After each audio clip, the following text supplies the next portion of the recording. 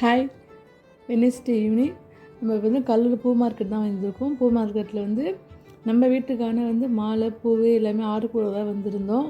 நீங்கள் வந்து அங்கேயோடு இங்கே ரேட் கம்மியாக இருக்கும் அப்படின்னு சொல்லியிருந்தாங்க. நம்ம ஆர்டர் கொடுத்தா வந்து அவங்க பஸ்ஸிலே கொடுத்து அனுப்பிடுவாங்க. நம்ம காலையில் வாங்கிட்டால் மட்டும் போதும், இல்லைனா சாயங்காலம் கொடுத்து அனுப்பிடுவாங்க. வாங்கினா ஃப்ரெஷ்ஷாக இருக்கும்னு நினச்சி வந்தோம்.